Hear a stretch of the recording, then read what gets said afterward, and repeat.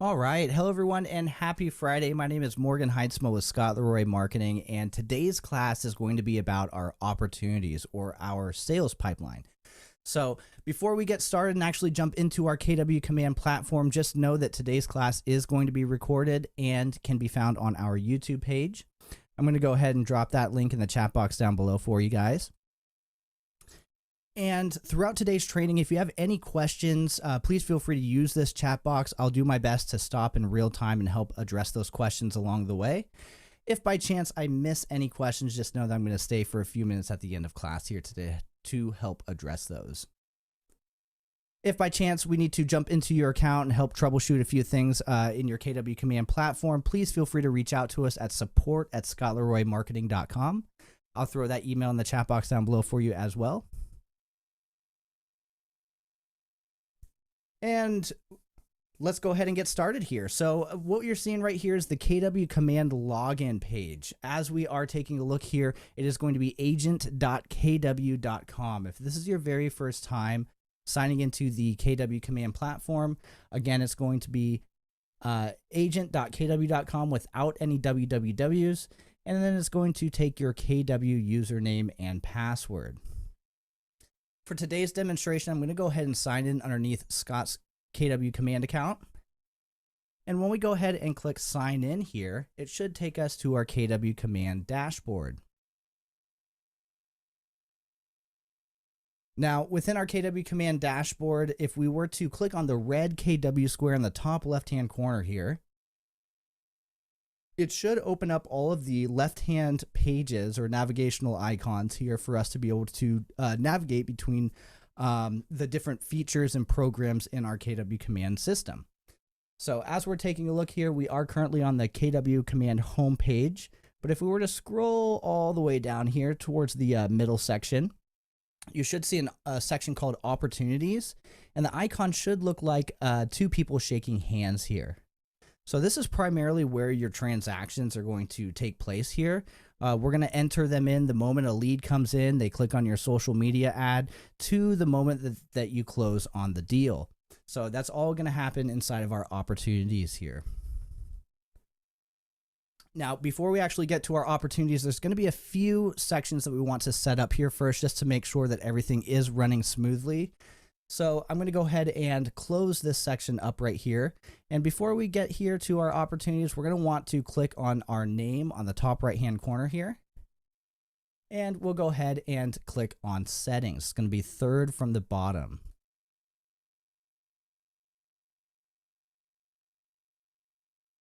Now, once we're inside of our settings here, you're going to see a number of different third-party platforms that you can go ahead and connect.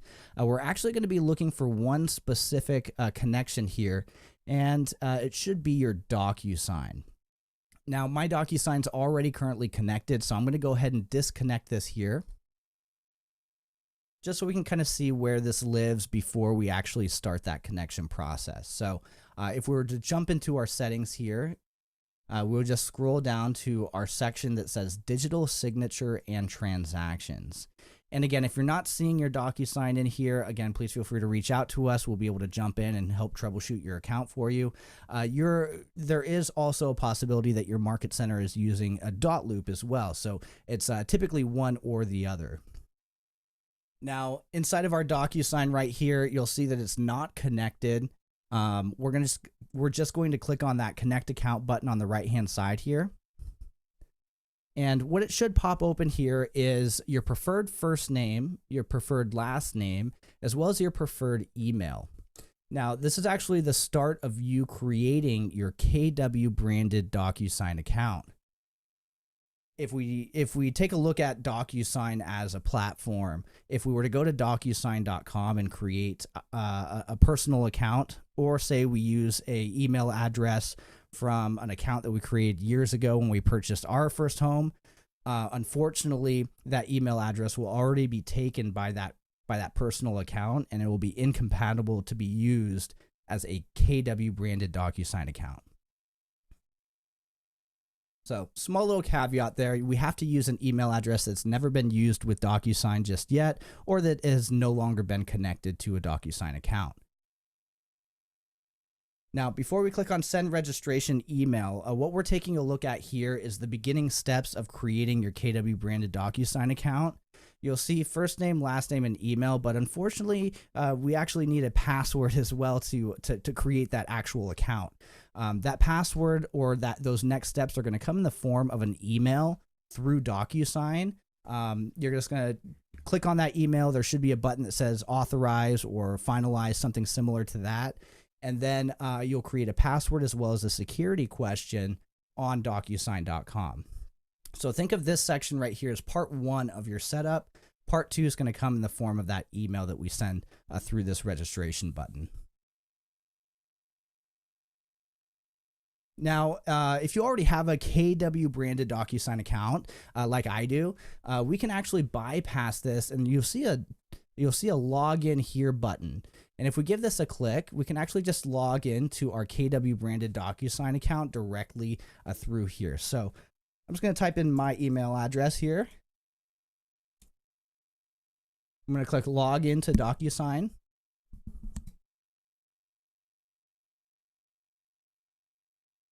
And you should get a pop-up here with that email, and then that password that you created through that registration email. We'll just simply click log in. And you should get a banner up top here that says DocuSign is now ready and can be found in the opportunities section of your command. So the only part I didn't quite show you is the email that gets sent to you, simply because I've already been through this registration process. But again, this is how you create and connect your KW branded DocuSign account through KW Command. Now, what is DocuSign, right? We actually use DocuSign here to pull in our Market Center as well as our board forms. We fill them out, and then we can send them digitally to our clients to get signatures. It'll send via email, and then it'll come back to your DocuSign room. So it's a specific section for that opportunity. And then what will happen is you'll just upload those signed documents and then send them to your Market Center.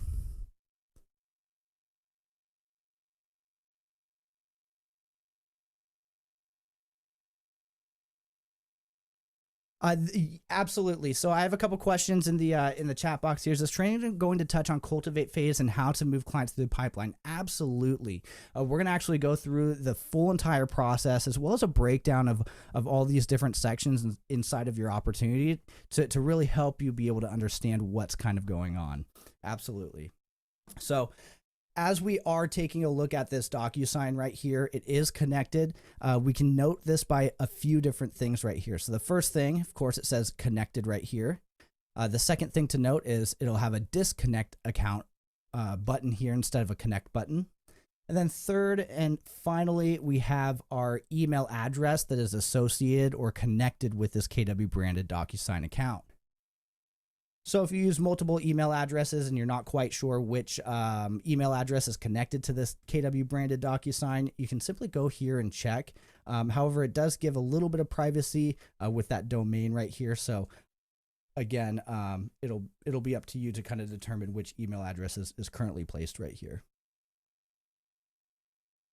Now, now that we have this connected, the second thing that we need to do is we need to create an opportunity. We need to create a contact because in order to create an opportunity, we need to first associate that opportunity to an individual within our database.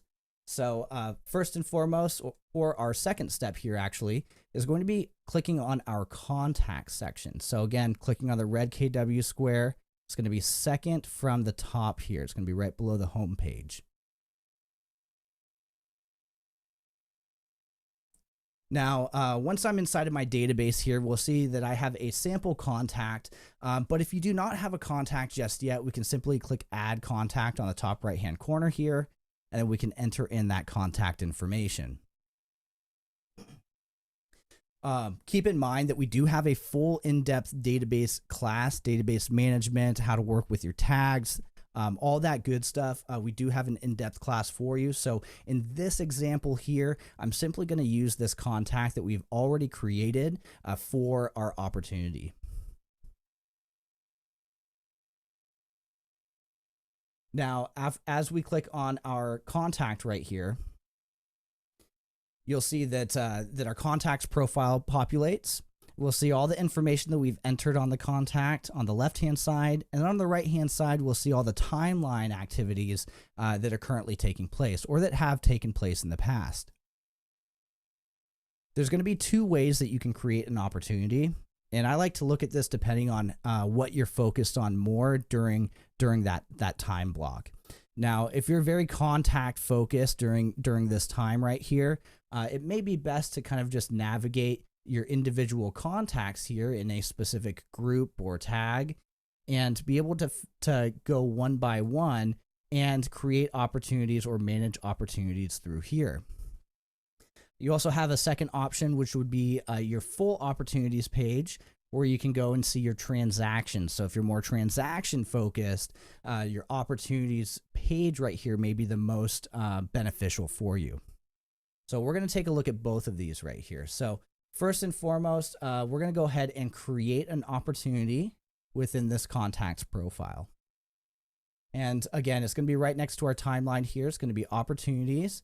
And then we're actually going to click on this button right here on the right-hand side instead of the blue plus button. So we'll click on the create opportunity. And as we're taking a look at this right here, this is going to be our opportunity form that's going to be exactly the same on our opportunity page as well. So the only difference that we have here while working inside of a contact profile is that contact's name will populate for you.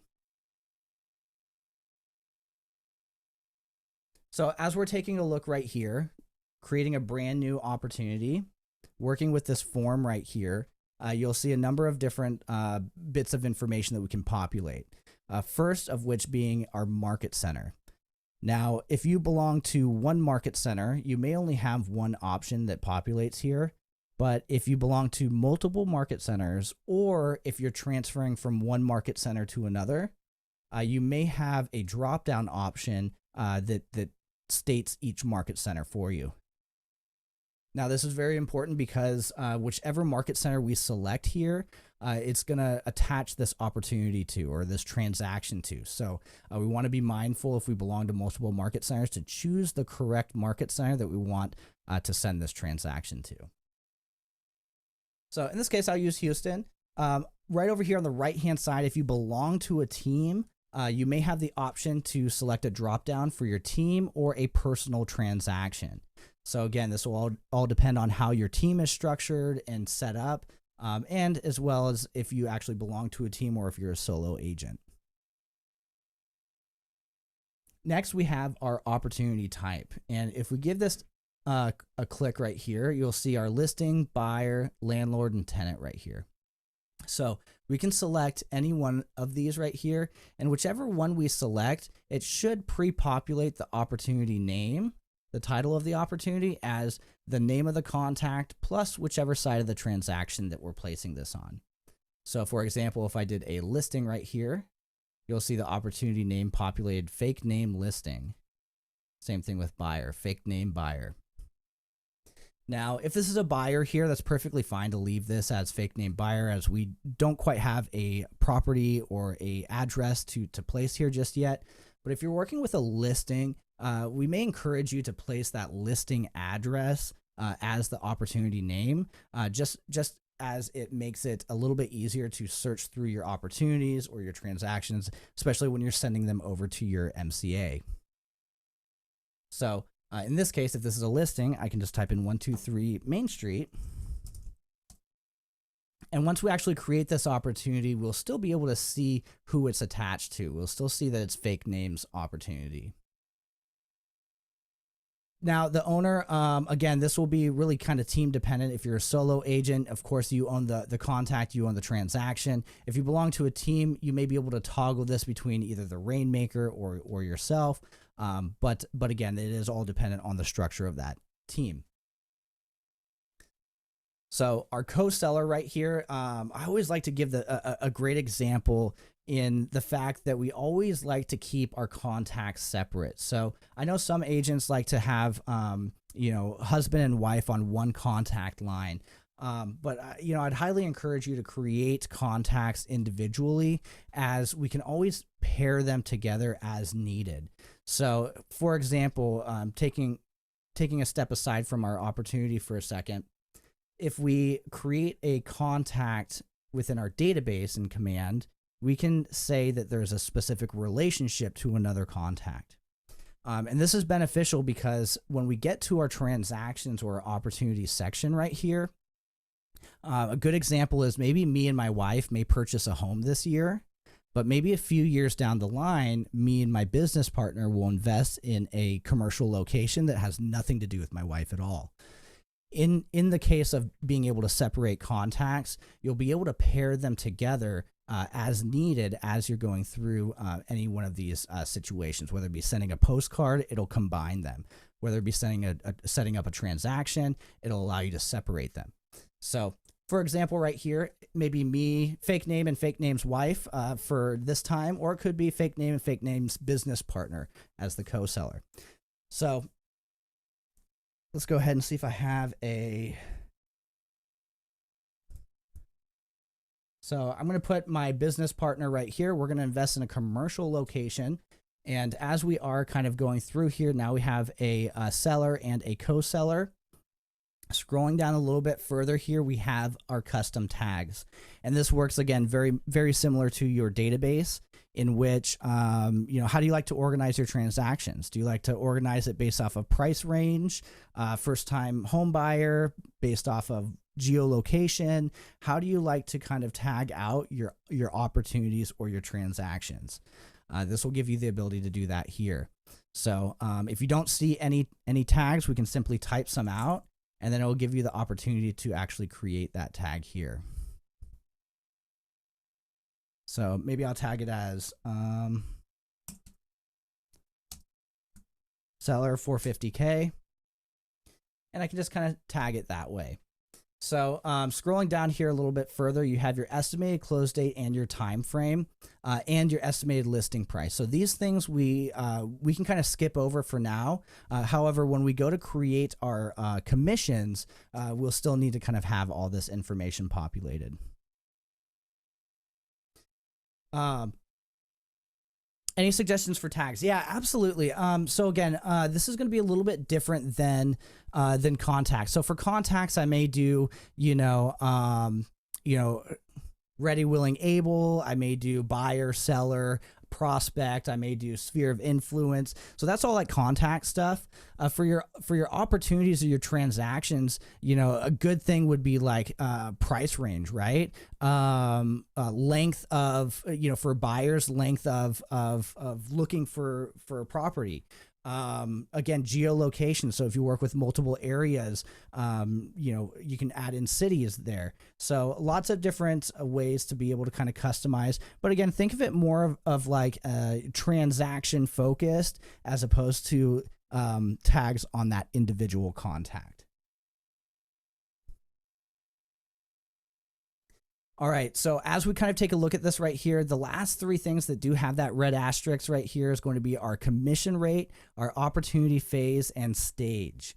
So we didn't quite get to our phase and stage just yet, but we'll get to that here in a moment. But our commission rate, we'll just go ahead and enter a 3% here, and then again, whatever commission percentage you have. And then once we kind of take a look at this looks fine here. We'll just go ahead and simply click on create. And then you'll see that it creates a opportunity for us. I can actually click on this opportunity as well. Once one's created, it'll actually give you a full opportunity section for that one specific transaction that we created. So the 123 Main Street, everything we're doing from here on out is all for this 123 Main Street.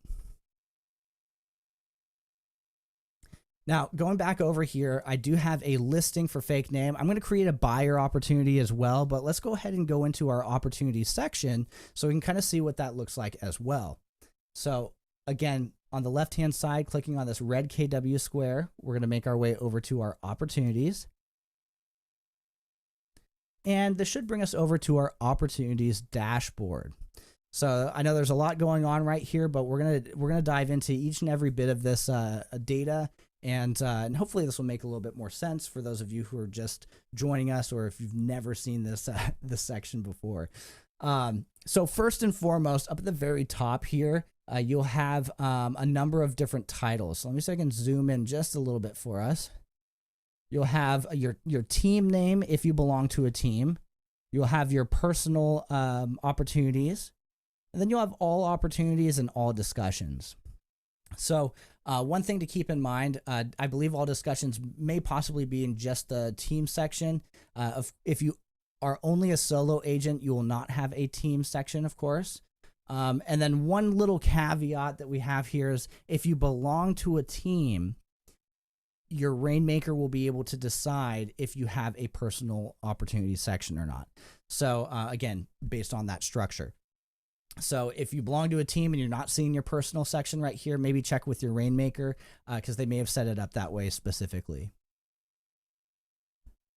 But in this case right here, I'm just going to simply click on Scott Leroy. So now I'm inside my personal opportunities. I'm going to zoom back out just ever so slightly here. And now we have these three different timelines. So we have our listings timeline, we have our buyers timeline, and then we have our leases timeline. So these are divided into very distinct colors here for us to be able to identify right off the bat. And as you see right here, it's actually a timeline. So right below the title, you'll have cultivate, appointment, active, under contract, and closed right here. So you'll have the same thing with your buyers section: cultivate, appointment, active, under contract, and closed. So we call these phases here. So phase 1, phase 2, phase 3, phase 4, and phase 5. So each side of the transaction goes through these same phases here. And as we jump into a specific phase, they may have different stages. And I'll get to that here in a second because I know it can be a little confusing. But each timeline here represents a certain part of the transaction. And then again, it goes from left to right. So cultivate would be the moment a lead comes in. You sent a social media post, a social media ad, and somebody clicked on it and you claim their lead, right? So you have their information, but you haven't really reached out to them just yet. Here you can go ahead and nurture your lead, cultivate your lead, and then when they're ready to do business, we can move them over into appointment. We'll go through that appointments phase right here, and then we'll move over to active. And then once that deal becomes under contract and closed, then we'll go ahead and submit our commission report. Now, taking a look right below these titles here, so cultivate, active, appointment, under contract, and closed. Taking a look below it, you'll have these kind of images or icons. So this will be kind of like a plant right here, a calendar, a house, a document, and a file bin.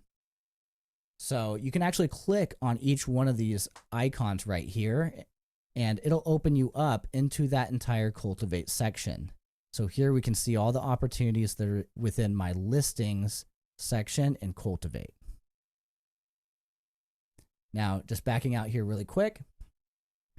Again, you can click on each one of these right here, and right below these icons, you'll have these colorful bubbles with a number inside of them. These are an indicator of how many opportunities you have in each phase right here. Now, this is really cool. This is probably one of my favorite pieces of data right here, because at any point in time, if anyone were to come up to me and say, "Hey, Morgan, how's your business look today, right now?" I can say, "All right, give me just a second." Well, today, to this date, I have 2 listings that I'm cultivating, 5 that are in appointments, 1 that's active, 4 that are under contract, and 0 closed. For my buyers, I have 3 buyers that I'm cultivating, 2 that are in appointments, 4 that are active, 1 under contract, and 0 closed. So very quickly, you can identify what's going on in your business at any given moment. So really cool. So right below these bubbles right here, since I have 2 opportunities in my cultivate section and my listings right here, it'll actually tell me what the volume is for that, as well as how many average days are spent inside of this one phase right here. So I have 2 opportunities. The average days spent in my cultivate is 73 and a half days. And each section will tell you based off of those opportunities. Now, once we scroll all the way over here to the right-hand side, we'll have our GCI section. So we have our potential income as well as our probable income right down here. This is, again, dependent on the opportunities that you have in this timeline, as well as where they're at in the process of closing. So for example, right here, I have 4 that are under contract and I have 2 that I'm cultivating. If I had 2 that I was cultivating and 0 under contract, then you'd see that that I really kind of only have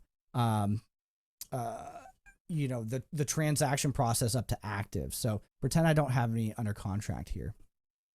So again, the timeline will really depend on what your probable income is going to be. So great example right here. Let's look at the buyers section. So I have a lot of buyers in my cultivate and appointment section. I have 0 closed, and then I have some buyers in my active under contract, probably a little under 50%. So what we see right here is our potential income. If all of these opportunities were to make it to the close stage right here, I have the potential of getting about $42,250 in commission. However, since a little bit under half are halfway down the pipeline, my probable income of all of these closing are probably only going to yield me about a $24,587. So we can actually see, and as we move this over, let's go ahead and start to move some opportunities over. So as we kind of jump into a stage right here, or a phase, we'll see all these stages. So in our appointment, we have our scheduling, scheduled, and kept on our buyer side. On our appointment side for our listings, it's going to be a little bit different. So scheduled, head to appointment with clients. On our active is going to be showing staging and negotiations, right? But with our active on our buyers, it's going to be showing instead of staging. So once we actually get into these timelines, they get a little bit more specific on which side of the transaction they're on. All right, scrolling down a little bit further here, you're going to have 2 other graphs. You're going to have a ratio as well as an activity graph. The ratio just really kind of helps you identify what part of your business is made up of what. So how much of my business is made up of listings, how much of my business is made up of buyers, as well as my leases and landlords here. So you can see down here in a list format. So again, we have 12 listings, we have 10 buyers and 1 lease. Again, probable and potential right down the center here. So at the very bottom, it kind of gives you a total. So I can just very quickly say I have 23 opportunities that I'm working with right now. My probable income on all of them is probably about 80K, but my potential, if all of them were to close, is about 221. Moving over here to the activity, this will give you a year timeline of all the different activities and opportunities and transactions that you have created. So as you see right here, it's from January to December. Truthfully, it's because we are in December right now. Once we hit to January is going to be right here, and then February is going to be at the very start. So it kind of gives you that 1 year timeline as every month proceeds forward. Yes, cultivate, watch. Cultivate is going to be the moment a lead comes in. So let's go ahead and jump in here to our cultivate section. So if you take a look here, chances are a stock standard template of our opportunities is going to show watch, nurture, and hot right here. Watch, again, is that moment a lead comes in. You have not contacted that lead just yet, but you have claimed that lead's information. But there hasn't been that line of communication yet. Once you start building that line of communication, we can actually move that opportunity over to nurture here. So now you're building a rapport, you're building a relationship, you're asking those important questions. And then once that client, once that lead is ready to do business with you, we can move them over to hot here. We can gather a little bit more information. And then once we're ready to set appointments, we can move this over to our appointment section. So and it should snap over here to appointments. And then we'll just carry this down the line right here. So now the appointment has been scheduled right here. Now we're moving to, we're heading to the appointment, and then we're at the appointment with the clients. Now this is where yours may look a little bit different than mine, because again, this is an example opportunity stages here. So so yours may be a little bit more accurate in their wording. But again, you really just kind of carry these opportunities down the timeline here. So once it's active, once the listing becomes active here, we can move it over, and then we can start showing the listing, setting open houses. When somebody's interested, we can start to go into negotiations. And then, of course, under contract and close. This is where things kind of get a little bit different here. So our under contract and close, this kind of acts like a locked in deal. So once we move this over, a good example is everywhere up till active negotiations right here, I can simply click on these three dots and I can view details and I can edit details if I really need to, right? Things similar to that. But when I move over to under contract right here, again, it kind of locks that out and kind of, again, acts like that deal that is in negotiations right now.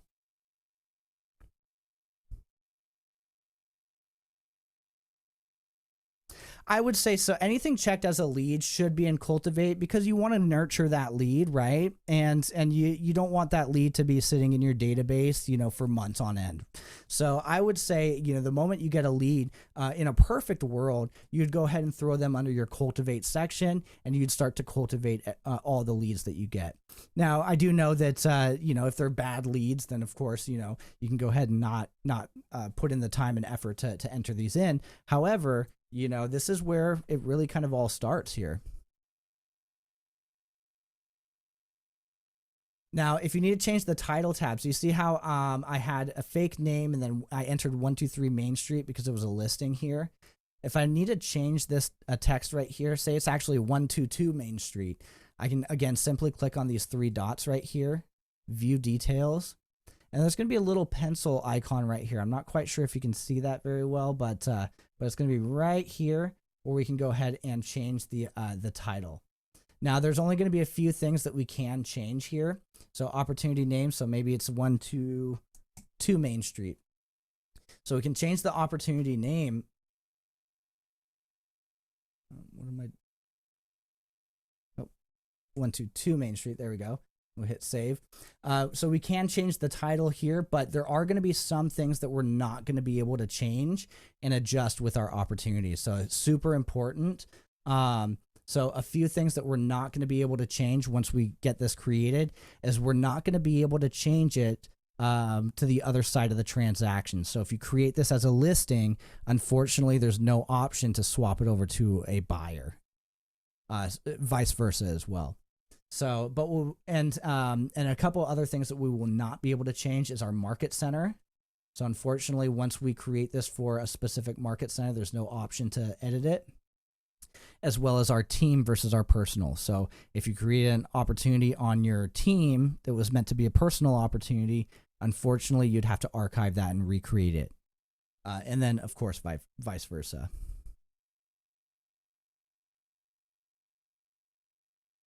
If your saved contacts aren't showing up in the opportunities, is there any way to fix that? Again, right here, actually, in the same page, when we actually go in here to edit this, we can actually change the contact if we want.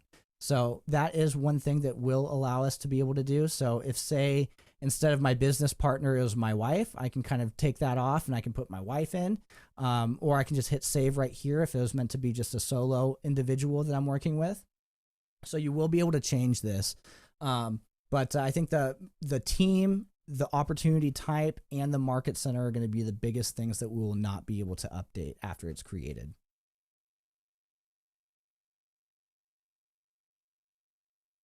All right, let's go back here really quick. So I have 122 Main Street now. I have a fake name. This is that opportunity that we created. If I take a look again, I'm in that cultivate watch section, which means this lead came in. I have not contacted it yet, but it is ready to go down the pipeline. Hitting back button really quickly here, I will create an opportunity inside of the opportunities section. Again, it looks exactly the same as inside of that contact profile. The only difference is, since we're not inside of a contact profile, we'll actually have to type in this contact manually. So just type in fake name, and then that'll populate here. So same sort of concept that we went through previously. You got to pick your market center name, if this is part of a team or not, which side of the transaction. We're going to choose buyer this time, so we have one opportunity for each. No co-buyer this time, no custom tags. And then I'm just going to enter in that commission rate right here, and I'm going to hit create. All right. So one thing that that this did for us that it didn't do when we're inside of our contact profile is it opened us up into our actual opportunity, and this is where we again go to kind of start running this transaction, providing documents, submitting that to our market center, all the stuff that we need in order for our transaction to close. Oh, the opportunity section is going to be for your transactions. So you think about where you go to submit documents, where you go to send documents out for your clients to sign, as well as to submit to your market center. And then, of course, submitting your commissions report as well. So all about your closing of the deal. Once we're inside of the buyer information right here, and again, we can actually click on this. We can go to these simply by clicking on the title of the name. So fake name buyer right here. And then it'll give us details, documents, offers and commissions, notes, and timeline. So again, everything I'm doing from here on out just for this opportunity. It does a good job of dividing this up similar to a contact, where the left-hand side right here is everything that we've currently filled out. And then the right-hand side should populate as we find a property for this buyer and as we start going down the transaction process. So this is going to be your details on the opportunity. Now we have our documents here. So giving our documents a click, this is probably one of the most important sections inside of your DocuSign. Sorry, inside of your opportunity right here. So this is where your DocuSign lives. This is also where you go to submit your documents to your market center to be approved. So one of the most important sections here. First and foremost, what we want to do on the left-hand side right here, there's going to be an option that says pick checklist type. And now, full disclosure, what you're going to see on this next page, you may have a little bit different information, and that's perfectly fine. Each market center actually creates these checklist types. So again, if mine looks a little bit different than yours, that's perfectly fine. It is to be expected as each market center creates their own. So clicking on pick checklist type right here, you should have a couple checklist options, residential for sure. And in this case right here, we'll actually click on residential. Once we give that a click, it did two things for us. So the first thing that it did is it created 1, 2, 3 different drop downs right below that checklist type right here. So our consultation, under contract, and closed right here. And again, this represents which part of the transaction that we're currently at. We're in the consultation stage. There may be some checklist items here for us.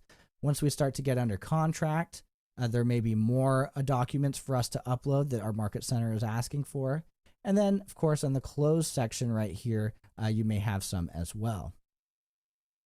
Now, again, your listing opportunity and your buyer opportunity may have different checklist items that they're requiring. So again, jumping back over here to our listing section, we'll check this one out as well. So again, we'll go over to our documents section right here. We'll pick our checklist type, and then we'll do a residential listing right here. It popped up all three of these sections, and then right here, as we're dealing with a listing and it requires a little bit more information, you'll see this checklist populate here for us. Now that we're inside of our documents section in a listing, you'll see that, that there's a number of different sections that are specifically requiring a certain type of document here. So following this over, I'm going to go from right to left here. So this is where you just drag and drop your file from your computer. Moving over, the type of document that they're looking for. This type is going to be a disclosure right here. But again, they'll also have an agreement, authorization, other types as well. Moving a little bit further over left, this will give you the name of the form or the document that they're specifically requesting. So each checklist has a specific title of form that they want you to drag and drop right here. Moving over here, we have our requirements. So there's going to be some forms that are required, some that are optional, and then some that are conditionally required contingent on the property. So this will kind of indicate all three of those options here for you. So these are going to be required. This is conditional right here. And then as we scroll down, you'll also have your optional. And then last but not least, over here we have our status. So as we did not populate anything inside of these just yet, note that that we have a not uploaded status right here. However, if I were to let's see, if I were to drag and drop a PDF, it'll move from not uploaded to uploaded right here. So and then it also does another thing for us. So let me remove this here for a second. It also gives us a submit to Market Center button. So it's always grayed out unless you upload a form here or you drag and drop a form here. So again, dragging and dropping, you'll see that the submit to Market Center button will populate here for us. There we go. So you first start off with the option to drag and drop forms from your computer. So that's the first option available to you. You also see this option right here, attach files from, and then we have our computer. So that's first and foremost. The second option that's going to be a little bit more beneficial for you is going to be this button up at the very top here. That's right next to the Submit to Market Center button. This is a dark gray button that says Start a Transaction. You will only see this dark gray button if we have successfully connected our DocuSign within our settings right here. So if you're not seeing this button at all, we may need to come back to our settings and take another look and take a look at possibly reconnecting our DocuSign. Once you see this dark gray button, this is also another hint or indicator of what's currently going on with this opportunity. This button will be one of two colors. It'll be dark gray right here when there has not yet been a DocuSign room connected to this opportunity. Once we get one connected, this button is going to turn white with blue text, something similar to this up here that will say Go to Transaction. And that will be your indicator that you do have a DocuSign room connected to this opportunity. Now we're going to see this in real time here. So we're just going to click on Start a Transaction. What this should do is this should pop up a new tab here for us to DocuSign. Depending on how long it's been since we signed in, we may have to sign in one more time. And then it's going to create a DocuSign room specifically for this one opportunity here. So again, keeping everything organized in one location for us so we don't have to worry about mixing and matching any other transactions. So taking a look here, we'll click on Start a Transaction. We'll click on DocuSign right here. It'll give us a pop-up tab right here. It may ask us to sign in. And again, depending on how long it's been, it'll create an opportunity, or sorry, a DocuSign room here for us. So this is what your DocuSign room kind of looks like. You may or may not have documents that auto-populate. Truth be told, I think it's more common that there's no documents inside of here to begin with. So again, keep in mind, as we are taking a look, this is probably what you're going to be seeing as we are jumping into a brand new DocuSign room. Now, again, I do have a full in-depth DocuSign class here for us. There's recordings, there's some upcoming training. So again, if you're interested in learning the ins and outs of DocuSign here, just know there are additional trainings out there. But for today, we may skip past this part, but this is where you go to upload or pull in your Market Center forms and your board forms. You can fill them out right here, and then you can send them off to your clients to get signed. Once they sign it, it's going to come back here with all pretty with a signed, sealed, and delivered stamp, and then all we'll have to do is drag and drop it from here from our drop down. So super easy, very convenient, streamlined way to get our documents signed. Now, one other thing that happened, you see, we did see that it changed to that white button with blue text that says go to transaction. So we do know there is a DocuSign room connected now. Another thing that it does is at the very bottom here, remember we had upload files from or attach files from computer. This is what it looked like before. Now we have the option to upload files from DocuSign. Now, DocuSign does have folders that they work out of, so you automatically create a Rooms Docs folder right here, and once they come back signed, you should be able to upload that right here. Let's refresh this one more time here.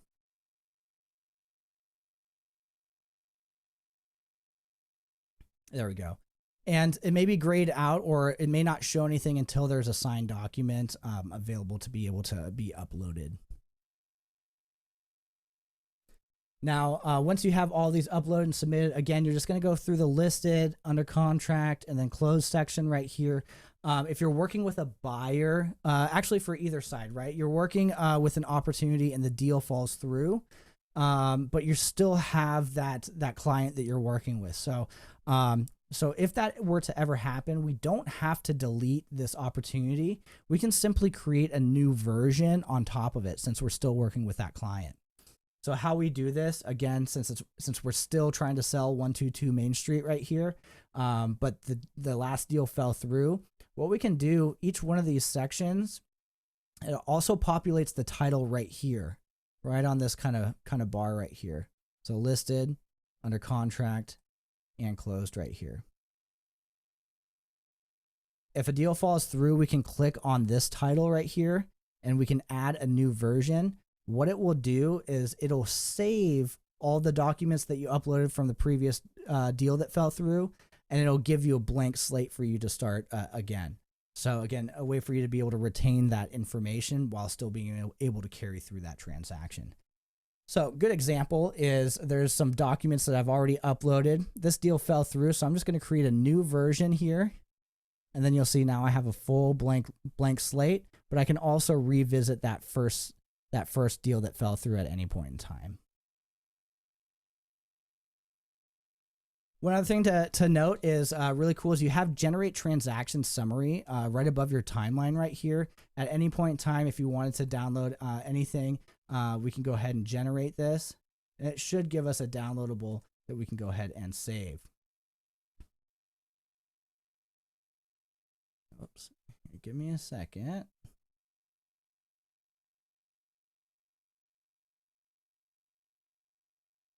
There we go. So now I can actually take a look at this transaction summary and be able to download or export this this information as needed. So opportunity dates, transaction dates, the checklist, which we have a full in-depth class for you as well, but it does give you the opportunity to export that. And then right down here, right next to your documents right here, attach files from, you have the ability to export the documents. So say I wanted to export all the documents here. Whoops. Export all documents, including version history. And then again, I don't have any active documents, but I can do the old version or the new version if I were to have had documents uploaded right here. Since I only have it in the old version, that one, I can go ahead and export. And again, all I have to do is refresh and it'll populate here in the notification bell here for me to download my opportunity documents.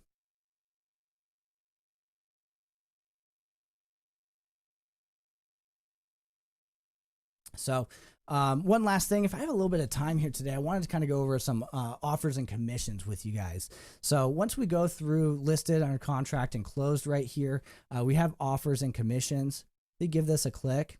It may start off saying that we don't have any offers just yet, but we can simply create some offers here on the right hand side. So as these are starting to come in, as you're starting to get phone calls and emails, we can go ahead and add these offers here. Again, you can call the offer, really anything that you want. I'll leave it at initial offer for now. And then what this is going to do is this is going to take you through a timeline of filling out a specific offer, or the offer that you just received, or that your client just received. So version name, what's the offer date, and what's the close date right here. On the next page here, we have our parties. So again, since we're a part of the listing right here, it auto-populated our information as well as the client information on the listing side, or the seller side right here. So you have the name of the client, and then you have the name of the agent on both sides.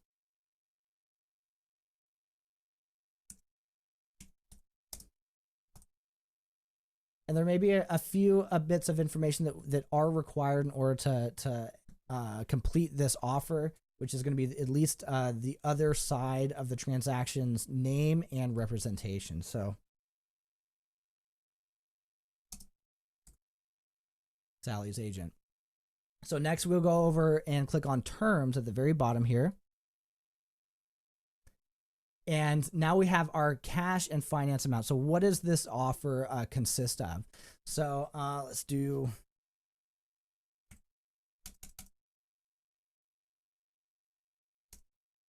there we go, 480 with 30 cash down.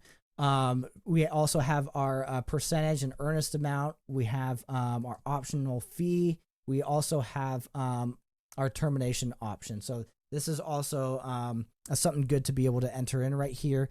This offer may only be valid for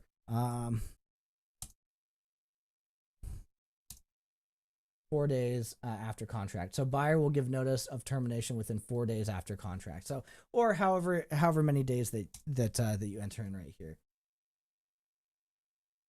Seller costs right here. Seller will contribute blank to a residential service contract, or seller will contribute blank to settlement costs. Again, this will be contingent on that offer that you receive right there.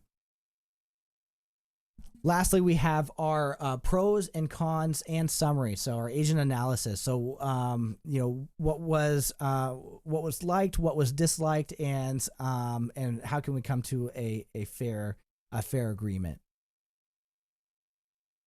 And then once you actually fill all this information out, we'll click on save here. And what it will do is it'll create a offer here for us. And we can create a number of different offers, and we can actually scroll through these, and we can kind of view them side by side in this list view right here to determine which offer may be the best. Not only that, one of my favorite things about this section right here is we have 3 dots right here, right next to the reject. And if we give this a click, not only do you have the ability to edit the offer if you made a mistake or add a negotiation, but there's this send offer option, which allows you to be able to send this beautiful custom made email to your client. So already entered in your client's email address and a subject title as well as an email message. So you don't really have to enter anything else unless you'd like to. But clicking on this eyeball right here really allows you to be able to see that nice offer that you're going to be sending to your client right here. So gives you all the offer information. You just scroll down, it has download my app, has your branded information. So again, you don't really have to do too much to be able to send these offers out. And click back here. Once you accept this offer, these 2 buttons are going to change right here. So they're going to be exactly where they are, but they're going to change their wording. So I'm going to click accept right here. And then now you have change response and manage commission. So once you accept an offer, only when you accept an offer will you then be able to manage your commission or fill out your commission report. So we'll click on manage commission here. This is, again, for some of you who've been with KW for a while, this was the replacement of green sheets. But again, this is your commissions report that you're going to fill in or fill out to send over to your MCA to be able to approve and get you paid out. So super important here. The right-hand side is going to be that summary that you can submit, but the left-hand side is going to be, again, all that information that we populate here. First and foremost, what we see is that contract date. So remember when I created those opportunities, it didn't, I skipped over the contract date and I think close date as well. So, so pre-populated there, but I still need to enter in some more information or to actually submit this commission report. So we'll do our contract date. There we go. And then our close date. And once we hit save changes, it should remove that ugly red error for us. And as we scroll down right here, it doesn't quite look like there's any other errors, but they do a really good job of indicating what needs to be adjusted or updated before submitting. Now, I know I got about 1 minute left, but this is another really important section right here. Almost done. We have our payment section right here. And right along our payment line, we have add another agent and add a co-broker payment. There is a difference between these two. The add another agent is going to be if you're working with a team and you wanted to add another team member to this transaction to get part of the commission, right? Or part of the units. Add a co-broker payment. This is going to be for a referral. So if you need to send a referral fee out to somebody who maybe sent you a referral, this is what you would click in order to fill that out. So commission percentage, commission amount, representative's name, some tax information, and then you go ahead and hit save right here. Add another agent is going to give you a drop down and should list all the agents' names in your team where you're able to kind of select and then add a partial unit or commission right here. So last but not least, you do have your extra payment options. So any kind of concessions, deductions, bonuses, inside, outside referrals, you do have the option to add that as well. But finally, we have our bottom section right here is a little bit larger. This is you as the agent. This is you just making sure that you can fill in all of this pertinent information, any kind of additional deductions like your E&O, nonprofits like KW Cares, things like that. We'll go ahead and enter that in. We'll hit save changes. And again, once this looks all nice, we can go ahead and submit to our MCA for approval. One last thing about this is if there's something weird about your commissions or a note that you need to send over to your MCA. Great example is maybe you only have partial information on your referral or your referral fees, then you may need a little bit of help to kind of get that other info to send that referral fee out. You can go ahead and add that as a note. That'll send directly to your MCA to take a look at. Last but not least, you also, again, that transaction summary right here, you have that available, but I think this is a fantastic place to stop. I know I jumped over about 2 minutes, so I really appreciate you guys sticking with it. If you have any questions, just know that feel free to shoot them in the chat box down below. I'll stay for a few extra minutes to help address those. And again, thank you so much. Have a fantastic Friday and even better rest of your week.